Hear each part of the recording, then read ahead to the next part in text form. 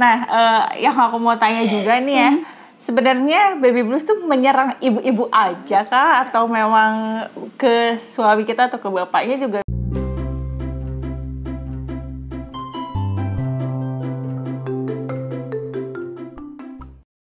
Assalamualaikum warahmatullahi wabarakatuh. Halo semua sahabat Teh Ira yang saya cintai. Kali ini aku kedatangan seorang teman yang berprofesi sebagai psikolog. Nah, tebak kita mau bahas apa kali ini?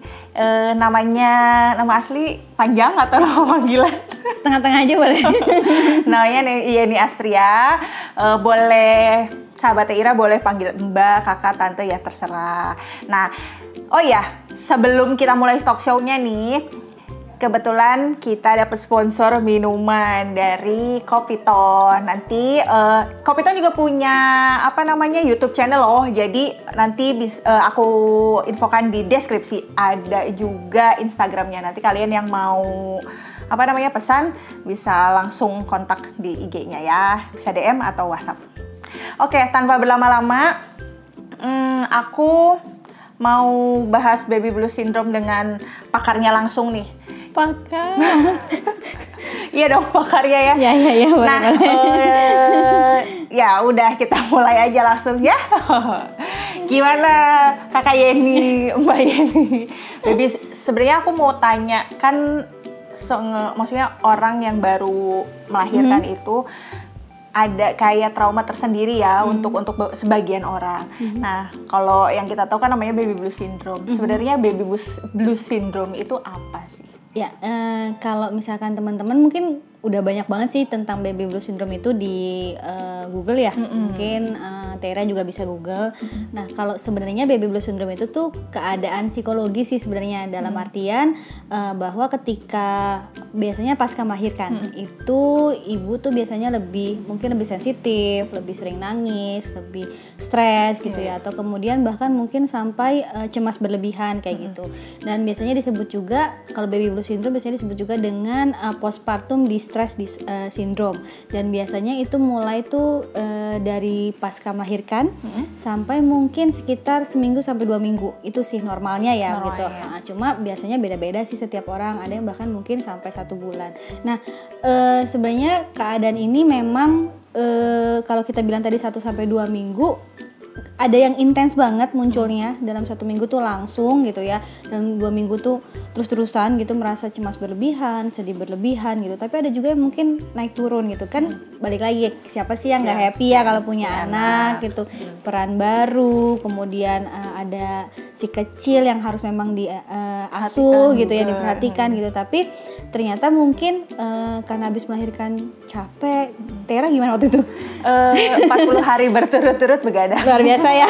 Tidur rasanya sambil duduk sambil nenenin. Happy tapi satu sisi pasti lelah, satu sisi pasti cemas gitu ya. Apalagi keadaan pandemi gitu, pandemi kayak gini tuh pasti juga kecemasan bertambah gitu ya. Tapi secara umum pun pasti kecemasan itu ada. Namanya juga ibu nggak ada buku tentang ibu gitu ya, atau nggak ada sekolah tentang ibu gitu ya. Jadi ya pasti ketika melahirkan tetap adalah perubahan peran, kemudian perubahan mungkin kalau hormonal udah pasti deh gitu kan ya. Itu kan pasti naik turun jadinya. Kemudian capek juga, terus kemudian mungkin apa yang sudah dipelajari sebelumnya udah cari pengetahuan, tapi kok pada saat prakteknya beda banget. Nah, itu tuh biasanya yang memang menimbulkan keadaan yang jadi cemas berlebihan, sedih berlebihan gitu. Bahkan mungkin pada beberapa orang tuh punya tingkah laku yang mungkin berbeda dari sebelumnya gitu, jadi marah-marah gitu, kemudian mungkin jadi nggak mau megang anaknya dan lain sebagainya. Seperti itu sih umumnya. Sebenarnya kalau kan baby blues tuh postpartum ya, maksudnya setelah melahirkan ya. Kalau yang ketika pas kita lagi hamil itu kan kadang juga suka cemas berlebihan gitu, yang aku rasain ya. Terus sedih berlebihan juga, kayak baperan lah kayak gitu. Itu masuk baby blues syndrome atau enggak ya kayak gitu? Umumnya enggak sih, cuma itu mungkin karena kita menghadapi keadaan yang tidak pasti kan.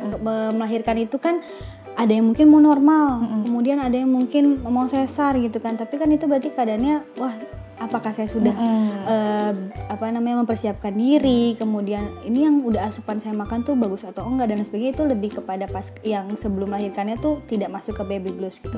Cuma biasanya umumnya ketika memang saat sebelum melahirkan itu sudah cemas gitu, kemungkinan baby bluesnya itu mungkin lebih besar ya gitu. Cuma balik lagi gitu, apakah ada langkah antisipasi sebelumnya sehingga tidak jadi baby blues? Jadi memang sangat beda-beda tiap orang gitu.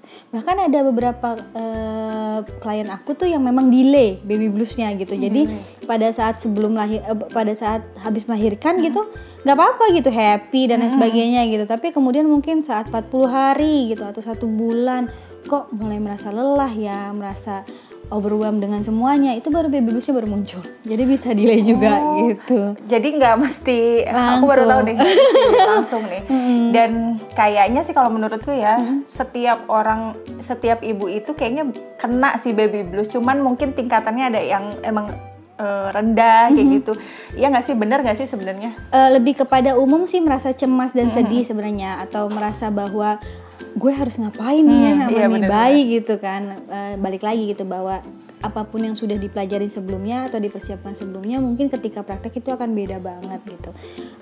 Lebih ke situnya sih gitu. Jadi kalau dibilang umum kena atau enggak, perasaan cemas atau perasaan sedihnya mungkin akan ada gitu. Tapi yang dibilang baby blues syndrome itu ya memang kalau sudah berlebihan gitu, bisa sampai tiap hari nangis mungkin gitu, atau mungkin tiap lihat anaknya jadi marah-marah seperti itu. Kesel bahkan pada gitu ya. kasus yang sangat ekstrim bisa sampai mau membunuh ya gitu. Kak, terus aku tuh mau tanya, kalau maksudnya kan jangkanya 1-2 minggu ya, tapi memang ada yang delay.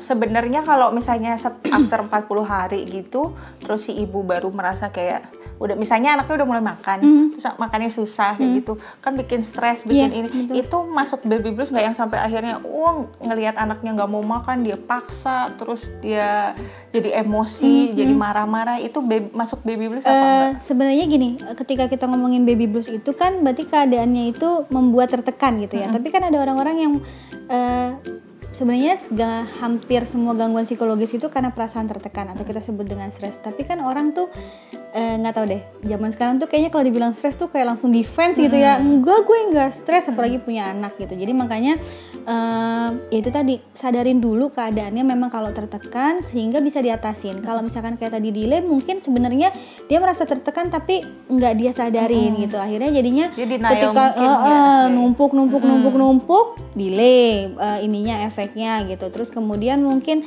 efeknya nanti ketika sudah 6 bulan gitu. Tapi sebenarnya ketika sudah punya anak itu kan fase stresnya pasti akan beda-beda.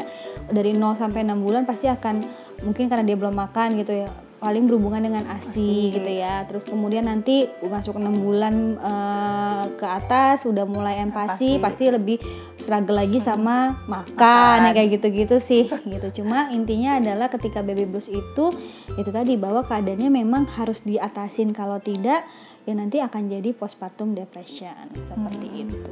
Itu beda lagi tuh. Beda lagi ya. Berarti part yang beda tuh. Part yang beda. Sama Teira. Jadi ternyata nggak semuanya dinamakan baby blues ya, karena mentang-mentang after lahiran terus semuanya namanya baby blues gitu. Ternyata enggak, tergantung apa namanya, apa tadi, jangkanya juga kayak gitu. Nah tadi kan udah kita tahu nih definisinya kayak gimana, setidaknya kita memahami gitu baby blues itu apa. Jadi nggak mentang-mentang baru stres dikit, baby blues nih, ternyata enggak ya, kayak gitu. Maksudnya kita benar-benar harus ngenalin ya, tingkat stresnya kita juga di titik mana, kayak gitu. Terus kalau memang sudah sangat tertekan, kita harus sadari itu, biar nanti kita bisa tahu juga cara ngatasinnya ya. Biasanya gitu. Tuh karena biasanya kalau ibu, orang tua baru lah kita sebut ya, ibu, ayah gitu, pasti nyiapin apa sih? Tera nyiapin apa?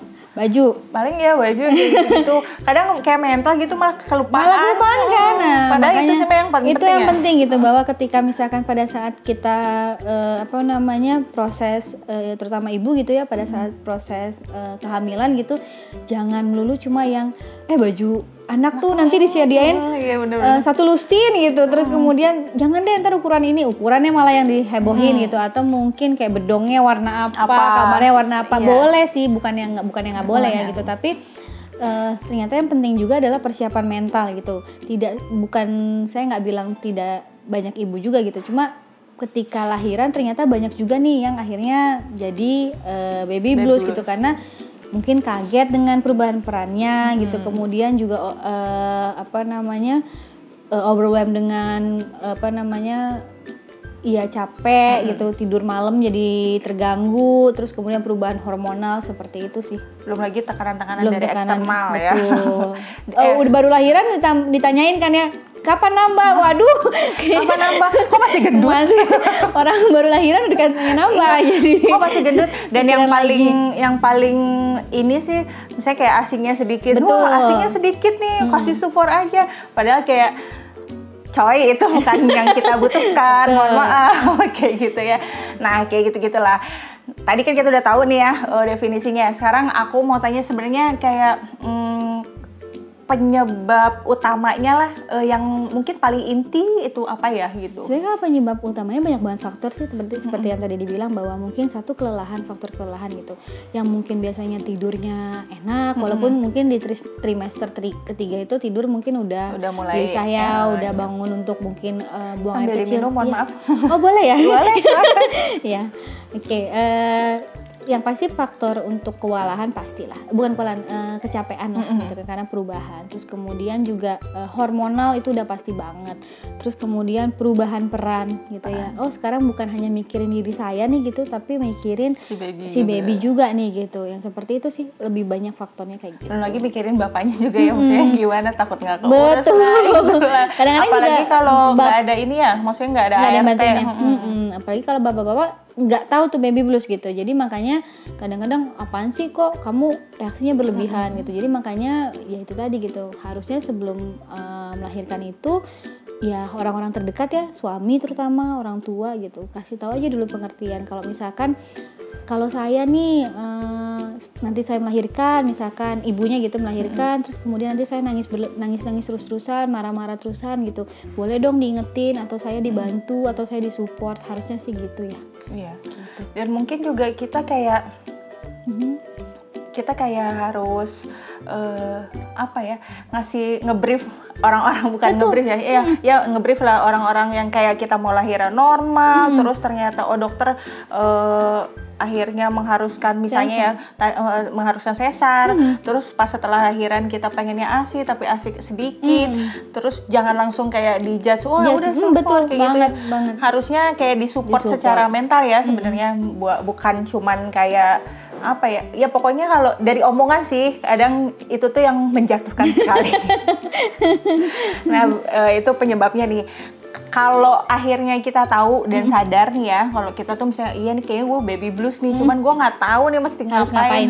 Tuh cara ngatasinnya tuh gimana? Seperti yang aku bilang tadi pertama gitu. Jadi yang pertama kali harus disadarin adalah bahwa memang ibunya harus perasaan, oh iya nih saya tertekan dengan semua keadaan ini, karena itu kan keadaan ya kita sebut gitu. Jadi dia tuh benar-benar harus tahu dulu bahwa saya perlu bantuan. Jadi jangan gimana ya, kadang-kadang tuh ada juga yang mungkin pride-nya karena baru jadi ibu, enggak saya harus mengurus anak saya sendiri gitu. Enggak juga, kalau memang ternyata butuh bantuan silahkan gitu, bilang sama suaminya atau sama mungkin kalau lain kadang-kadang orang tua ya biasanya tuh harus dikasih tahu juga gitu. Ya briefing tadi sih sebenarnya sebelum melahirkan tuh harus banget. Tapi kalau memang ternyata dalam 1-2 minggu itu makin meningkat nih tanda-tandanya atau nggak bisa diatasin, kayaknya memang harus ketemu sama ahlinya, boleh ke psikolog kayak gitu untuk buat lebih tahu caranya, seperti itu sih gitu. Tuh ternyata complicated ya, maksudnya jadi ibu tuh nggak cuman kayak oh iya punya anak gitu. Karena aku pribadi jujur aja beneran kayak mental tuh kayak ya udahlah begadang nanti aja gitu ya, nantilah kayak gitu. Betul. Begadang nanti pasti siap sendiri kayak gitu. Terus ya udah kayak gitu. Ternyata pas lahiran tuh dulu asiku sedikit. Terus ya ternyata anakku nggak bisa tuh kalau baru ditaruh udah langsung ngeng gitu. Akhirnya ya udah tidur sambil duduk kayak gitu, dan itu lebih dari 40 hari. Itu bikin stres sih, maksudnya capek banget gitu. Belum lagi kan aku nggak ada ART. Jadi ya emang complicated ya banget, kayak gitu. Banget. Makanya harus disadarin sebelumnya bahwa mempersiapkan mental itu juga perlu sih. Perlu, dan memang ya emang gak ada sekolahnya sih jadi orang tua ya. Nggak ada. Sampai seterusnya sebelum anaknya menikah ya udah itu terus. Yang dibaca misalkan sebenarnya kita udah banyak banget sih tahu banyak sumbernya dari internet juga kalau misalkan gimana sih jadi orang tua baru, apa yang harus dipersiapkan sebenarnya banyak gitu. Tapi balik lagi gitu, kita nggak boleh pungkiri bahwa ketika praktek itu pasti akan ada bedanya, beda, dan itu harus lebih fleksibel dan harus lebih supaya nggak tertekan gitu. Mungkin kadang kita juga harus menurunkan ekspektasi kita ya. Harus tadinya wah anak kita tuh kalau kita udah baca buku anak kita tadinya gini udah mikirnya. Tapi pas nyatanya wah iya kayak susah makan lah apalah kayak gitu. Itu beneran harus kita harus nerima juga ya gitu. Nah, yang aku mau tanya juga nih ya. Sebenarnya baby blues tuh menyerang ibu-ibu aja kah atau memang ke suami kita atau ke bapaknya juga bisa ke suami juga bisa loh sebenarnya gitu. Jadi tapi kalau suami mungkin karena lebih bukan yang melahirkan gitu, jadi lebih ke capek menanggapi istrinya mungkin karena istrinya nggak tahu nangis, cemas dan lain sebagainya, seperti itu sih. Sama juga mungkin ada bapak-bapak yang cukup berpikir wah gue punya anak, gue harus ngapain ya, gue bisa bantu apa ya gitu. Itu juga mungkin akan sedikit bikin bapak-bapak jadi tertekan juga gitu ya. Ya paling ini sih perubahan peran gitu. Kalau dengan anggapan bahwa aku tuh kurang setuju nih, belum siap jadi ibu, belum siap jadi bapak. Kalau aku tuh kurang setuju dengan anggapan seperti itu gitu. Nah, tadi kan kita udah bahas nih, mulai dari apa sih definisinya, maksudnya apa arti dari baby blues, terus yang menyebabkannya, sama cara mengatasinya gimana. Kalau boleh nih aku simpulin ya, versi aku nanti tolong diperbaiki kalau misalnya ada kekeliruan. Jadi yang pertama sebelum kita mungkin mau program hamil ya, hamil, persiapan dulu nih mental, mulai dari ngebrief orang sekitar kita dulu nih, kita maunya gimana, nanti setelah lahiran gimana ya, biar nanti mereka juga bisa support kayak gitu, seenggaknya meminimalisir ya, kayak gitu. Terus penyebabnya yaitu kan tekanan kita, karena ada tekanan-tekanan itu tadi. Jadi kita jangan denial nih kalau emang ada kita ngerasa tertekan, ya udah bilang aja kayak gitu. Nanti kan kita sendiri yang tahu levelnya sampai mana, ya kan? Dan kalau misalnya cara ngatasinnya ya itu tadi tergantung dari level tertekan kita tuh di level mana nih. Kalau memang udah ternyata nggak tertahankan lagi lah ibaratnya ya, memang harus konsultasikan ke ahlinya ya kayak gitu. Jangan ditunda-tunda nanti karena kita nggak tahu ke depannya kayak gimana ya, kayak gitu. Nah kayaknya cepet banget ya perasaan kayaknya baru aja gitu kita mulai. Nah sekian dulu nih konten kali ini, mudah-mudahan bermanfaat buat ibu-ibu semua dan buat bapak-bapak juga, buat keluarga baru yang lagi mau lahiran, calon ibu, calon bapak kayak gitu. Ya sedikit banyak kita bisa membantu lah insya Allah ya kayak gitu. Dan aku juga mau ucapkan terima kasih sekali lagi kepada Kopitone yang telah mensponsori nih. Ini yang versi 550 butterscotch, yang ini bintang 1 gula aren ya. Bisa pilih less sugar sama original. Nanti aku kasih link deskripsinya, link YouTube channelnya sama Instagramnya untuk kalian kalau mau pesan. Jangan lupa di komen, like juga subscribe. Baik channelnya Teh Ira sama Kopitone ya. Ya udah sampai ketemu di konten berikutnya. Assalamualaikum warahmatullahi wabarakatuh. Dadah.